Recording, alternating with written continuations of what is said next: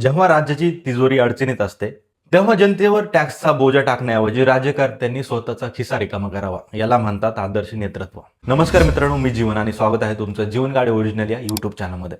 नुकतंच तेलंगणा सरकारने एक ऐतिहासिक निर्णय घेतलाय. राज्यातील निवृत्त कर्मचाऱ्यांची सुमारे 8,000 कोटीचा निधी थांबला असल्यामुळे तिथल्या सर्व मंत्र्यांनी स्वतःच्या पगारात तब्बल 50% कपात करण्याचा निर्णय घेतलेला आहे, जेणेकरून पुढील 100 दिवसांमध्ये निवृत्त कर्मचाऱ्यांचा पगार करता येईल. हा निर्णय ऐकल्यानंतर देशात सर्वाधिक टॅक्स भरणारं राज्य महाराष्ट्र आहे.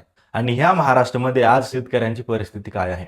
विचार करा, महाराष्ट्र हे देशाचं आर्थिक इंधन आहे.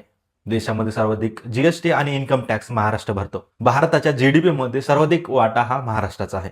पण महाराष्ट्राची आजची अंतर्गत परिस्थिती काय आहे? कापूस, सोयाबीन, कांदा आणि भाजीपाल्याला योग्य भाव मिळत नसल्यामुळे महाराष्ट्राचा शेतकरी आज आर्थिक संकटामध्ये आहे. मग प्रश्न पडतो की कोट्यावधींचा टॅक्स जमा होऊनही महाराष्ट्रामध्ये शेतकऱ्यांची ही परिस्थिती का? बजेटचा वापर मूळ उत्पादक घटक आणि हक्कांचे मानकरी यांच्याऐवजी केवळ राजकीय घोषणावर जास्त होतोय का, असा प्रश्न पडलेला आहे. तेलंगणा सारखी संवेदनशील इच्छाशक्ती आपल्याकडे का दिसत नाही? मंत्र्यांनी स्वतःच्या पगाराचा त्याग करून जनतेला दिलासा द्यायला हवा, असं चित्र महाराष्ट्रामध्ये का दिसत नाही? मित्रांनो, महाराष्ट्र नेहमीच देशाला दिशा दाखवणारं राज्य राहिलेलं आहे.